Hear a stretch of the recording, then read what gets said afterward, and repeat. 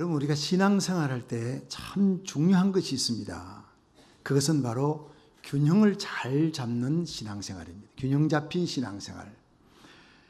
여러분, 연을 날려보신 분은 압니다. 한국연, 가오리연. 근데 이 연을 날릴 때 날개를 붙이잖아요. 근데 조금만 이게 무게의 중심이 틀리거나 하면은 이게 그냥 쏠리버립니다. 날리면 똑바로 날아가지 않고 이게 쏠려서 빙빙 도는 거예요. 그래서 양쪽에 날개의 균형을, 무게를 잡는 거 굉장히 중요한 겁니다. 하나님과의 관계 잘해야 합니다. 예배, 기도, 헌신하는 거 참 귀한 일입니다. 근데 하나님과의 관계는 참 좋은데 사람과의 관계가 이게 좀 미숙한 성도들이 또 있어요. 사람과의 관계의 크레딧이 좀 나빠요. 어떤 사람은 사람과의 관계는 너무 잘합니다. 참 칭찬받고 어디 가든지 크레딧 좋고 추앙받고 한데 하나님 앞에 예배나 기도나 그렇게 바쳐지는 삶이 좀 부족한 거예요. 이 두 개가 맞춰지는 것이, 잘 맞춰지는 것이 쉽지 않습니다. 근데 그건 굉장히 중요합니다. 사도행전 10장 4절에 보면 고넬료가 제9시 기도 시간에 하나님 앞에 엎드려 기도하는데 천사가 나타났어요. 내 기도와 구제가 하나님 앞에 상달하여 기억한 바가 되었느니라. 그래서 피장 시몬에 있는 집에 베드로를 청하라는 거예요. 그래서 베드로를 청해가지고 온 가족이, 친지가, 부하들이 다 성령 받는 역사가 일어납니다. 한 사람 균형 잡힌 신앙인 때문에요. 여러분, 기도만 상달하는 것이 아니라 구제도, 하나님과의 종적인 관계도 성공해야 되지만 사람과의 구제 관계에서 성공했기 때문에 내 기도와 구제가 하나님 앞에 상달하여 기억한 바가 되었느니라. 여러분, 이런 칭찬을 저와 여러분이 받을 수 있기를 주의 이름으로 축원합니다.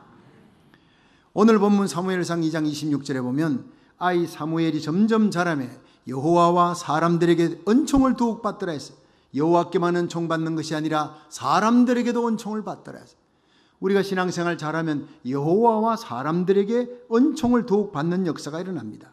이 사무엘의 균형 잡힌 신앙생활, 하나님과 사람들에게 은총 받는 이 신앙생활 어떻게 할 수 있느냐, 오늘 본문을 통해서 함께 은혜 받을 수 있기를 바랍니다.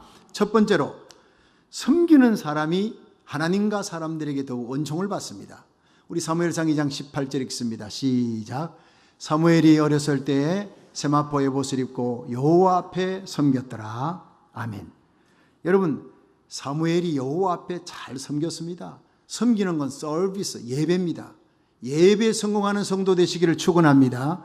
하나님 잘 섬겨야 되는데 요한복음 12장 26절에 예수님께서 사람이 나를 섬기려면 나를 따르라. 나 있는 곳에 나를 섬기는 자도 거기 있으리니 사람이 나를 섬기면 내 아버지께서 저를 귀히 여기시리라 했어요. 여러분, 이 한 절에 섬긴다는 말이 3번 나옵니다. 그만큼 하나님은 섬기는 사람, 하나님의 교회에 봉사하는 사람을 귀히 여긴다는 겁니다. 또 오늘 본문의 11절에 보니까 엘가나는 라마의 자기 집으로 돌아가고 그 아이는 제상 엘리 앞에서 여호와를 섬기니라. 자, 제상 엘리 앞에서 여호와를 섬기니라 이렇게 했고, 18절에 보니까 사무엘이 어렸을 때 세마포 에봇을 입고 여호와 앞에 섬겼더라. 자, 이 두 가지가 조금 다릅니다. 두 말씀에 똑같이 섬기니라가 나오는데, 섬겼더라가 나오는데 11절은 대제상 엘리 앞에서 여호와를 섬겼고 18절은 여호와 앞에서 섬겼더라 이렇게 되어 있는 거예요. 뭐냐? 사무엘은요, 기도의 어머니 한나의 기도로 태어났습니다. 한나의 서원 기도로 태어난 거예요. 아들을 주시면 하나님 앞에 바치겠습니다. 평생을 그물에 삭도를 뒤지 않고 바치겠습니다. 드셨을 때자 하나님의 성막에 데려와서 서원대로 하나님께 바쳤습니다. 그리고 엘리 제상 앞에서 그 어린 아이가 자라면서 하나님 섬기는 법을 배웁니다. 여러분, 하나님 섬기는 것도 예배하며 봉사하는 것도 여러분이 그냥 하는 게 아니라 배워야 되는 것입니다. 주의 종을 통해 배워야 되는 것입니다. 나보다 먼저 이 일을 알고 있는 선견자들을 통해 배우는 겁니다. 그러므로 목회는 누가 하느냐?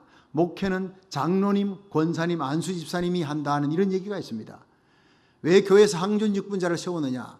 목사님이 강단에서 말씀을 전합니다. 하나님의 뜻을 전했는데 그 뜻대로 살아가느냐? 예배는 이렇게 드린다. 찬양은 이렇게 하는 것이고 헌금은 이렇게 하는 것이고 교회는 전도는 이렇게 하는 것이다. 샘플을 보여주라고 세워준 사람이 장로, 권사, 안수집사예요. 믿으시면 아멘 하십시오. 여러분, 말씀대로 순종할 때 거기에 권위가 있는 것입니다. 그래서 주의 종 앞에서 섬기는 법을 제대로 배운 사무엘이 마침내 위대한 민족의 지도자가 되는 것입니다. 여러분, 성경 속에 눈의 아들 여호수아가 어떻게 나옵니까? 모세의 시종 눈의 아들 여호수아, 항상 그게 따라붙어요. 모세의 시종 노릇을 40년을 했습니다. 1, 2년도 아니고. 여러분, 모세가 40년 광야길을 쫙 인도할 때 그 옆에 따라 항상 그림자처럼 따라다니며 종 노릇을 했어요. 그러면서 모세를 통해 지도자가 되는 법을 배웁니다. 하나님 섬기는 법을 배웁니다. 헌신 충성을 배웁니다. 모세가 죽고 난 다음에 요단강 건너 이스라엘 백성들을 인도하여 가나안 땅을 점령하고 땅 나누는 그 위대한 일을 모세 못지않게 여호수아가 감당하는 것은, 여러분, 사람의 종노릇을, 모세의 종노릇을, 자기의 선배의 종노릇을 40년을 잘했기 때문에 하나님도 잘 섬겨야 되지만 사람도 잘 섬겨야 되는 것입니다. 그렇습니다. 이렇게 잘 섬기는 자를 하나님께서 더욱 하나님과 사람 앞에 은총을 입게 하실 줄로 믿으시길 바랍니다. 성 크리스토퍼라고 하는 성자가 있는데, 이 사람은 여행자를 잘 돕는 일을 해서 성자가 된 겁니다. 원래 부모가 그에게 지어준 이름이 오피어스였어요. 오피어스는 운반한다라는 뜻이에요. 자라면서 얼마나 힘이 센지 거인입니다. 힘이 아주 셉니다. 그래서 그는 나는 세상에서 가장 강한 자에게 가서 그를 섬기리라 이렇게 했는데, 보니 그날의 왕이 제일 강해요. 모두들 그 앞에 머리를 숙입니다. 왕에게 가서 잘 섬겼는데 어느 날 보니까 왕이 사탄 얘기만 하면 벌벌 떠는 거예요. 사탄을 무서워해요. 마귀를 무서워하는 걸 보고, 야, 그럼 내가 마귀한테 붙어서 섬겨야 되겠구나 하고 또 사탄을 섬겼습니다. 그런데 얼마간 지나보니 이 사탄이 십자가만 얘기하면 벌벌 떠는 거예요. 예수님 십자가만 얘기하면 벌벌 떠니까, 야, 진짜 강한 분이 예수님이구나. 자, 그런데 이 바빌라스라고 하는 수도사를 만나 그 예수님의 십자가의 구속의 도리를 깨닫습니다. 그리고 일평생 자기는 부활하신 예수님을 섬기기로 결심했습니다. 근데 예수님을 만나고 싶은데 이 수도사의 방 근처에 물살이 아주 세고 나룻배로 건널 수가 없어 사람이 업어 날라야 되는데, 그가 힘이 세니까 주님을 섬기기로 택했는데, 내가 이 일을 잘하면 예수님이 날 만나 주실 거야 생각하고 그 엄청난 힘으로 강에서 이쪽 끝에서 저쪽 끝까지 사람을 실어주는 일을 합니다. 몇 년 동안 그 일을 합니다. 그러면서 아주 즐겁게 일을 합니다. 근데 어느 춥고 비 오는 날 밤에 어떤 어린아이가 문을 두드렸어요. 강을 건네달라고. 얘야, 지금 춥다, 비도 온다, 내일 아침에 하면 안 되겠냐. 아니, 지금 급히 가야 된대. 그래서 그 간청을 못 이겨서 어린아이를 등에 업고 건네주는데, 갈수록 이 어린아이가 무게가 점점 무거워지는 거예요. 강 중간에 왔는데 꼼짝을 할 수가 없어요. 얼마나 큰 바위 덩어리를 업고 가는 것 같아요. 너무너무 무거워서 쩔쩔매면서 겨우 반대편 기슭에 도착해서 내려놓는데 보니 어린아이가 아니라 어른이었습니다. 깜짝 놀랐습니다. 당신은 누굽니까? 하고 물어봤더니, 나는 네가 찾는 예수 그리스도니라. 내가 저 강을 건너고 싶었는데 네가 나를 건네주었으니 너는 더 이상 오피어스라 부르지 말고 크리스토프라 불릴 것이니라. 네가 나를 도왔기 때문이니라. 그분이 사라진 거예요. 얼마나 감격이 있겠습니까? 일생을 그렇게 크리스토프가 됩니다. 크리스토프는 그리스도를 업어 나르는 자 이 뜻입니다. 여러분, 마태복음 25장 40절에 예수님께서 왕으로 오셨을 때 양과 염소 갈라놓고 재판합니다. 양은 의인이요 염소는 악인입니다. 너희들이 내가 굶주릴 때 먹을 것 주고 헐벗었을 때 입을 것 주고 목마를 때 마실 것 주었다. 병들었을 때 옥에 갇혔을 때 와서 돌보아 주었다. 그 의인들이 언제 우리가 그랬나이까? 주여, 언제 우리가 그랬나이까? 여기 내 형제 중 지극히 작은 자 하나에게 한 것이 곧 내게 한 것이니라. 할렐루야. 여러분, 우리 주위에 변장한 예수님이 많다는 것입니다. 훗날 주님 앞에 섰을 때 내가 네 곁에 그렇게 있었다, 나를 도와달라고 내가 그렇게 너에게 갔건만 너는 나를 외면하지 않았냐, 그런 말을 들어서는 안 됩니다. 여기 지극히 작은 자 하나에게 한 것이 곧 내게 한 것이니라. 여러분, 우리 인생의 물살은 험합니다. 나 하나 건너기도 벅차고 힘듭니다. 그런데 다른 사람을 섬긴다는 거 힘들고 고통스럽고 어려운 일입니다. 그러나 우리가 그것을 나의 십자가로 달개지고 걸어가면 천국에 이르렀을 때, 우리 주님 앞에 섰을 때 바로 주님을 섬긴 복되고 영광스러운 일이라는 것을 깨닫게 되고, 그날 하늘에서 상 받는 자가 될 줄로 믿으시길 바랍니다. 그날을 바라보면서 잘 섬기십시오. 하나님 잘 섬기시고 성도들 잘 섬기시고 하나님과 사람들 잘 섬겨 하나님과 사람 앞에 더욱 은총을 입는 존귀한 하나님의 백성이 되기를 주의 이름으로 축원합니다. 두 번째로, 성실한 사람이 하나님과 사람 앞에 더욱 은총을 받습니다. 우리 함께 사무엘상 2장 19절에서 21절 읽습니다. 시작. 그 어미가 매년 제를 드리러 그 남편과 함께 올라갈 때마다 작은 겉옷을 지어다가 그에게 주었더니 엘리가 엘가나와 그 아내에게 축복하여 가로되 여호와께서 이 여인으로 말미암아 내게 후사를 주사 이가 여호와께 간구하여 얻어들인 아들을 대신하게 하시기를 원하노라 하였더니 그들이 그 집으로 돌아가매 여호와께서 한나를 권고하사 그로 잉태하여 세 아들과 두 딸을 낳게 하셨고 아이 사무엘은 여호와 앞에서 자라니라. 아멘. 여러분, 한나가 서원 기도를 했는데 그 서원 기도를 이행하기가 참 힘든 상황이었습니다. 그런데 그 서원 기도를 이행하니 하나님께서 약속을 지킨 한나에게 5배의 복을 주었어요. 세 아들과 두 딸을 선물로 주었다는 것입니다. 여러분, 한나가 자식이 없었어요. 둘째 부인인 브린나가 자식이 있는데 본부인이면 뭐하냐, 자리만 지키고 너는 자식이 없지 않느냐, 날마다 격동케 했다 그랬어요. 마음을 괴롭게 하며 고통스럽게 했어요. 그 흐르는 눈물을 남편도 닦아줄 수가 없어요. 하나님 성전에 가서 통곡을 합니다. 하나님이여 나에게 아들 하나 주옵소서. 그 아들 주시면 평생에 하나님께 드리겠나이다. 삭도를 머리에 대지 않고 하나님 앞에 바치겠나이다. 그렇게 통곡하며 우니까 하나님께서 엘리 제사장을 통해 네가 기도한 대로 이루어지이다. 그 시간에 일어나서 수색을 외치고 집에 갔습니다. 그날 밤 하나님이 아기를 주었습니다. 때가 되매 아기가 태어났는데 그 아이 이름이 사무엘이에요.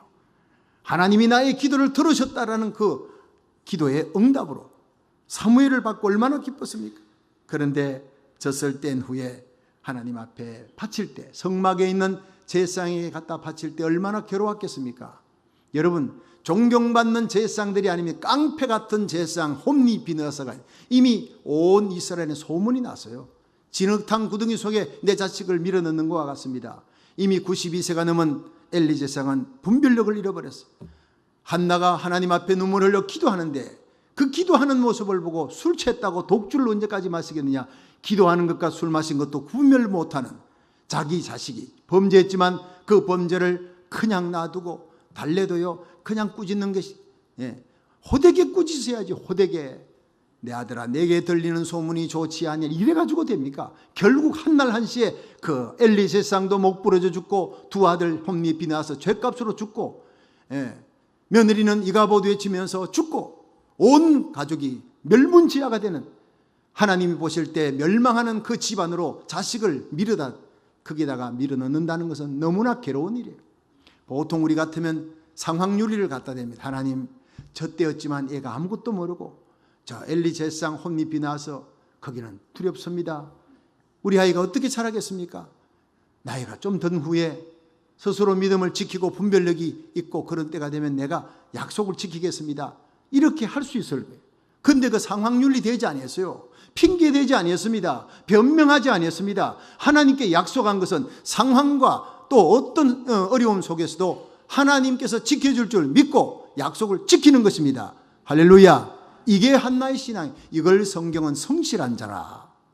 환경 따라 변하지 않습니다. 하나님께 약속한 것은 분명히 지키는 것입니다. 여러분, 우리가 하나님 앞에 서약하고 하나님 앞에 목사, 장로, 권사, 집사 하잖아요. 반드시 지키는 것입니다. 하나님 보실 때 어렵고 힘든 상황 속에서도 네가 하나님과의 약속을 지켰으니 내가 너를 하나님과 사람 앞에 존귀 여기리라 축복하실 줄로 믿으시길 바랍니다.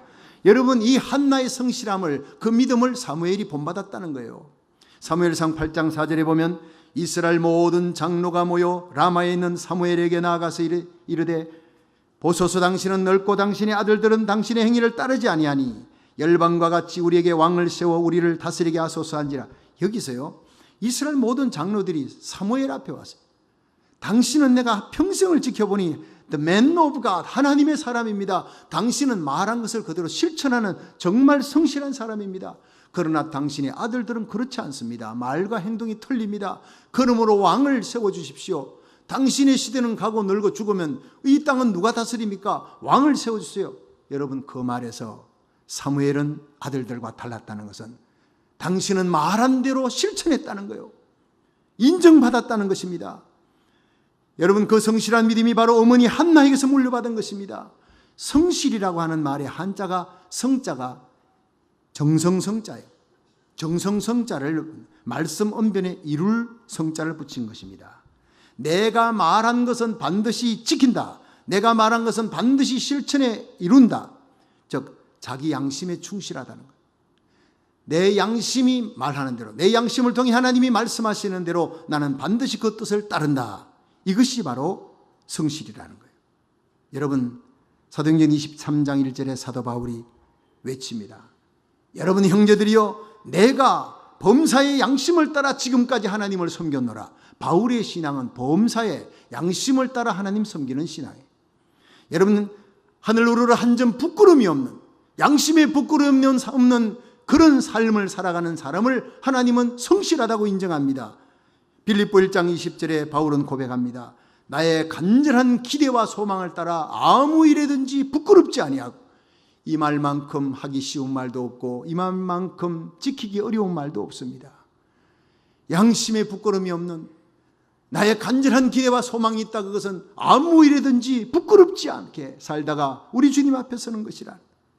여러분, 1985년 11월 14일 오후 5시경 1년간 참치조업을 끝내고 남중국해를 지나서 부산항으로 향하던 배가 있었습니다. 광명 87호 전재용 선장에. 그런데 SOS를 외치는 난파선 하나를 발견했습니다. 월남 보트피플이 나라가 망하고, 그래서 보트피플이 살려고 바다로 나왔지만 많은 보트피플들이 죽습니다. 96명의 생명이 보트피플을 타고 가는데 그게 이미 25척의 배가 외면하고 지나 국제적인 큰 문제가 됐습니다. 아무도 그들을 도와주지 않습니다. 26번째로 지나가는 광명호 87호의 선장 전재용 씨가 그래서 역시 지나가면서 무전을 쳤습니다. 부산으로. 선주에게 얘기했습니다. 어떡할까요? 이들을 어떻게 하면 좋습니까? 관여치 말라. 관여치 말고 너는 그냥 와라, 부산항으로. 그래서 가다가 저들의 고통스러운 모습을 보고 그 양심이 그냥 견딜 수가 없는 거예요. 키를 잡고 가는데 저들을 살려라 하는 그 양심을 통한 음성을 듣고는 견딜 수가 없어 배를 돌립니다. 그에게 기다리는 많은 불이익이 있음에도 불구하고 부산항에 도착해서 그는 결국 파면당하고 많은 불이익을 당합니다. 그러나 96명의 생명을 그는 살려냅니다. 양심의 소리를 듣고 살려냅니다.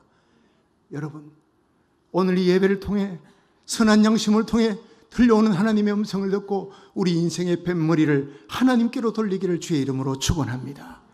날마다 돌이키며 사는 삶, 생명을 건지기 위해 선한 양심을 통해 들려오는 하나님의 음성을 듣고 그 뜻을 따르기 위해 모든 희생을 내가 치르더라도 그 뜻을 따르리라 결단하는 예배가 되기를 주의 이름으로 축원합니다. 그렇습니다. 성경은 갈렙에 대해 기록하기를 성실한 사람이라 했습니다. 여호수아 14장 7절에 갈렙은 가데스 바네아에서 12정탐꾼 중에 하나로 여리고를 탐지하고 와서 그 마음에 성실한 대로 보고했다. 이렇게 기록합니다. 그 마음에 성실한 대로 여호수아가 보고했다. 이게 뭡니까? 그는 자기의 신앙 양심에 부끄러움이 없이 고백했다는 거예요. 내가 가서 봤더니 안악자손 네피림의 후에 너무나 큰 성읍이다. 그러나 그들의 보호자는 떠나고 하나님은 우리와 함께한다. 아무리 어려운 것이라도, 환경이 아무리 어려워도 우리는 공격하자. 그들은 우리들의 밥이다. 하나님이 우리에게 주신 땅이다. 여러분, 이 긍정적인 믿음이 신앙 고백입니다. 이것이 바로 성실한 믿음이라고 성경은 얘기하고 있습니다.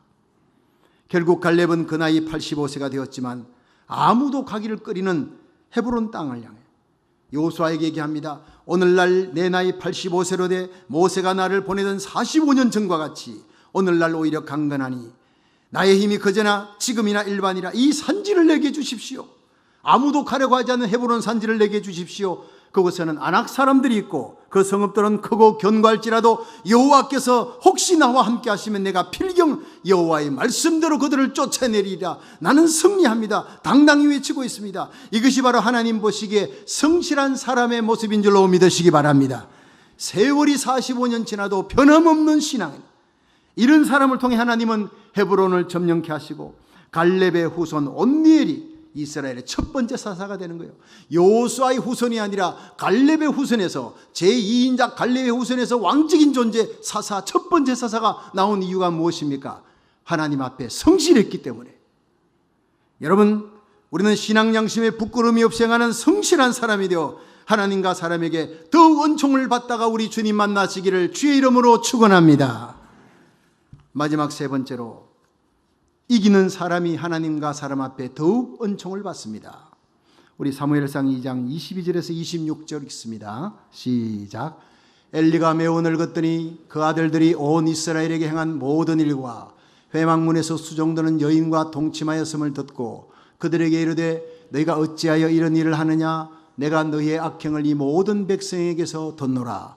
내 아들아, 그리 말라. 내게 들리는 소문이 좋지 아니하니라. 너희가 여호와의 백성으로 범죄케 하는도다. 사람이 사람에게 범죄하면 하나님이 판결하시려니와 사람이 여호와께 범죄하면 누가 위하여 간구하겠느냐 하되 그들이 그 아비의 말을 듣지 아니하였으니 이는 여호와께서 그들을 죽이기로 뜻하셨음이었더라. 아멘. 여러분, 엘리가 대제사장으로 있는 그 성막에 두 아들 홈니 비나스가 제사장으로 있었습니다. 그런데 이 두 제사장이 큰 문제를 일으킵니다. 사람들이 많이 재물을 들고 옵니다. 그 재물을 갖고 오면 어떤 거는 번제로 바치기도 하고 어떤 거는 또 삶아서 드리기도, 하나님께 드리기도 한데, 삶는 고기 중에 자기가 좋아하는 부분을 사람을 보내서 홈니 비나스 두 제사장이 그걸 갖고 오게 하는 거예요. 그러니까 그걸 삶는 사람, 이건 하나님께 먼저 드려야 됩니다. 제사장이라도 안 되는 것입니다. 제사장이 이런 일을 하면 안 되는 것입니다. 죄악입니다. 얘기하면 강제로 뺏어왔더라. 성경은 그렇게 3살 갈리로 찍어서 뺏어오는 거예요. 여러분, 하나님이 그 제사를 받으시겠습니까? 온전한 제사입니까? 그리고 성막에 수종드는 여인과 간음을 하는, 아버지 엘리에게 이 소문이 들어갔습니다. 온 이스라엘의 소문이 파다했고 마지막에 90살이 넘은 분별력이 어두워진 이 아버지 엘리에게 들어가자 불렀습니다. 다 일렀습니다. 근데 아버지 말을 듣지 않았더라. 왜냐하면 이는 하나님이 저들을 죽이기로 작정했습니다. 무서운 말입니다. 그렇습니다. 아버지 엘리에게 소문이 들어가서 엘리가 아들을 다 일렀는데 듣지 않았습니다. 그런 깡패 같은 아들들이 하나님이 죽이기로 작정한 홈니 비나스가 있는 그곳에 이 아이 사무엘을 밀어넣는다는 거 얼마나 힘든 일일까요? 그런데 이 환경에서 자라나는 사무엘이 믿음을 지키며 제자리를 지켰다고 성경은 기록하고 있어요. 그 환경에서 사무엘은 어려운 환경, 나쁜 환경이라 탓하지 않고 거기에서 여러분 진흙탕 속에서 연꽃이 피어나듯이 너무나 깨끗하게 자랐다는 것입니다. 여러분, 사무엘 뒤에 한나 같은 기도하는 사람이 있었기 때문입니다. 여러분, 세상이 불의하다, 음란하다, 패역하다, 어둡다 탓하지 마시고 여러분, 우리들이 한나처럼 기도하시기를 주의 이름으로 축원합니다. 우리 자녀들이 어디에 있든 하나님이 지켜줄 것입니다. 사무엘같이 깨끗하게 자라게 하실 것입니다. 사드락 메삭 아벳느고를 보십시오. 바벨론의 절대 권력자인 느부갓네살이 두라평원에 신상 세워놓고 절하라, 절하지 않으면 불못불에 던진다 했지만 그들은 절하지 않았습니다. 불굴의 믿음으로 왕이여 우리를 불문불에 던지십시오. 하나님이 살려낼 것입니다. 그러나 그리 아니하실지라도 우리는 절대 하나님 외에는 신상에 절하지 않습니다. 하나님을 향해 충성하는 절대 지조를 가진 이들 하나님께서 불문불에 던져졌지만 마침내 머리털 하나 상치 않도록 살려주셨고 바벨론 온도에서 더욱 높이신 줄로 믿으시길 바랍니다. 그렇습니다. 이기는 자, 환경을 이기는 자를 하나님께서 사람과 하나님 앞에 더욱 존귀하게 세워줄 줄로 믿으시길 바랍니다. 중세에 로렌스라고 하는 나이 많은 수도사가 있었는데 말썽이 많기로 소문난 수도원에 감독이 원장으로 임명을 했어요. 그래서 이 로렌스가 수도원의 문을 두드리니까 젊은 수도사들이 몰려왔어요. 대뜸 그에게 어서 식당에 가서 접시를 닦으라 소리쳤습니다. 그래서 로렌스는 나는 감독이 이곳에 보낸 수도원 원장이다 라고 자신의 신분을 밝히지 않고 바로 네 하고 가서 식당에서 그릇을 닦았습니다. 하루 이틀 사흘, 한 달, 두 달, 자 세월이 지나가면서 젊은 사람들이 막 구박을 하고 나이 많은 수도사인데도 그렇게 무시를 하고 청소를 시키고 온갖 굳은 일을 다 시켜도 노래하면서 기쁘게 그 일을 감당했습니다. 왜냐? 이 로렌스의 일생의 좌우명이 골로새서 3장 23절이에요. 무슨 일을 하든지 마음을 다하여 죽게 하듯 하고 사람에게 하듯 하지 말라. 그래서 그는 이곳에 와서 내가 수도사들을 섬기는 거 하나님이 주신 사명이다. 그래서 백발이 성성한 로렌스가 찬송하며 적십 닦고 온갖 꾸준히 일을 하는 그 모습을 보고 수도원생들이 석 달을 지나가니까 감화를 받기 시작합니다. 근데 어느 날 감독이 순시차에 그 수도원에 들렀습니다. 그 원장님 어디 있는가? 그랬더니 수도사들이 대답했어요. 원장님 아직 부임하지 않았는데요. 감독이 깜짝 놀랐어요. 아니 석 달 전에 로렌스라고 하는 수도원장을 내가 파송을 했는데 어디 갔나? 그들이 너무 놀라버렸어요. 그렇게 석 달 구박 주고 청소를 시켰던 그 사람이 감독이 보낸 수도원장이라는 걸 알고 그들은 달려가서 무릎을 꿇고 식당에서 일하고 있는 로렌스 앞에서 눈물을 흘리며 회개했어요. 그 후로 그 수도원은 가장 모범적인 수도원으로 변화되었다고 합니다. 할렐루야. 그렇습니다. 이런 사람이 바로 이기는 사람인 줄로 믿으시길 바랍니다. 자기를 이기는 자요, 환경을 이기는 자, 세상을 변화시키는 사람, 이런 그리스도인들을 통해 세상은 변화되는 역사가 일어날 줄로 믿으시기 바랍니다. 성도 여러분, 주님의 재림의 발자국 소리가 점점 가까이 들립니다. 노아의 때와 같을 때 인자가 오리라, 롯의 때와 같을 때 인자가 오리라 말씀하셨습니다. 세상이 어둡다고 패역하고 엄난하다고 탓하지 마시고 노아같이 에녹같이 살아가시기를 주의 이름으로 축원합니다. 이 어둡고 패역한 세대에 여러분의 남은 삶이 하나님을 잘 섬기고 사람을 잘 섬기는 사람이 되고 말씀을 실천하는 성실한 사람, 거룩한 양심을 따라 들려온 하나님의 말씀을 실천하는 사람, 환경을 이기는 사람이 되어 하나님과 사람들에게 더욱 존귀 여김을 받는, 은총받는 성도가 되시기를 주의 이름으로 축원합니다.